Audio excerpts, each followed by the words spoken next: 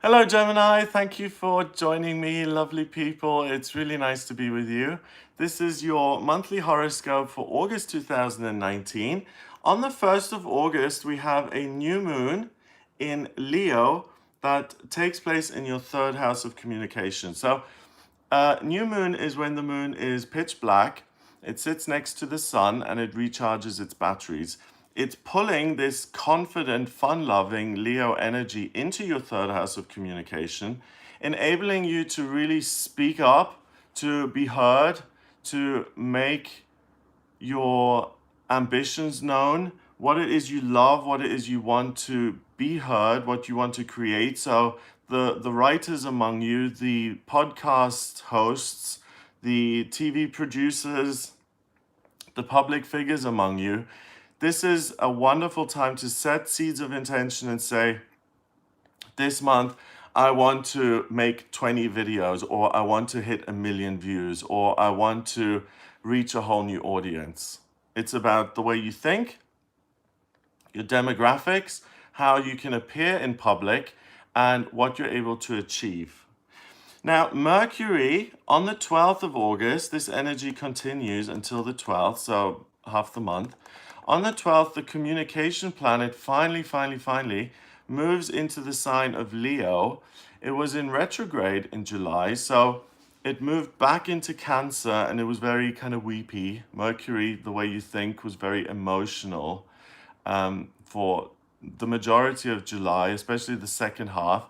Now that it's in Leo and it's direct, that adds communication and confidence and clarity of thought and really wit and humor and likability to what you're saying. So any Geminis who have to present, who have to go for job interviews, who have to show their intelligence and their ability, if you're going for a teaching interview, if you are being observed or shadowed in your technical job, in your serious, responsible work, this is the time to shine. So if you can schedule an annual review, or if you can schedule like being shadowed and monitored during August, make it in August, because you just sparkle, you shine, you light up the sky with your jokes and your humor and your charm and your bubbly, positive energy. The moon moves into Virgo, not the moon.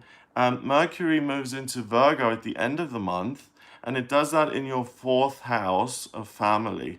So at the end of the month, you're going to become more concerned with making sense of what's going on in your family life and really focusing on the domestic sphere. Whereas here at the beginning of the month, it's all about my voice. I want to be heard. And it's the opposite of being a wallflower, it's being confident. On the 15th of August, we have the full moon in Aquarius, and for you, that happens in your ninth house of travel, broadening your horizons, and education. And it's at 21 degrees, which is 3, communication again.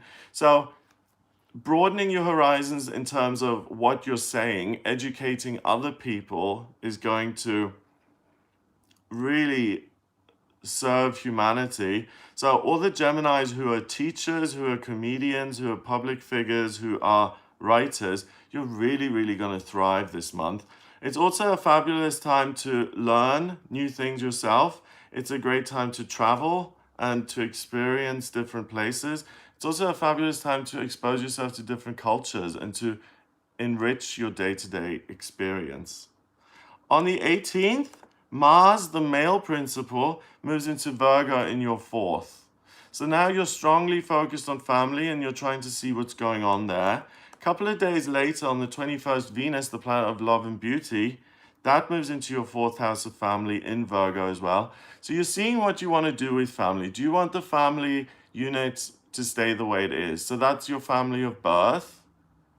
Do we need to do something about dad, who is 89 and who does have dementia? Do we need to make any changes there, or is he safe in the home?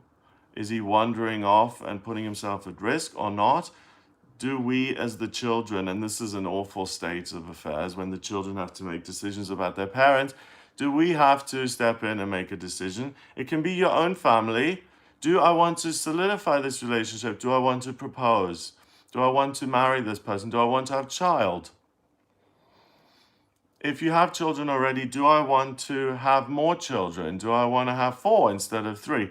It's about understanding the structure of your family and analyzing it and saying, I actually want my family to look this way.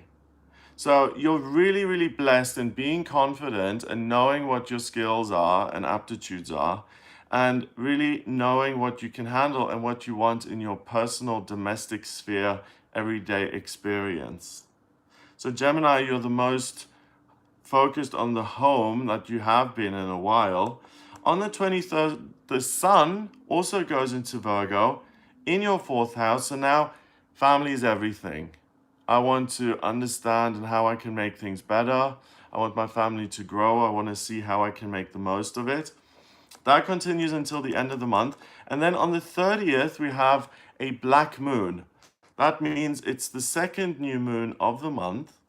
And on a black moon, the witches are getting their spells out, and for good reason, because this happens every 29 months, every 2.5 years.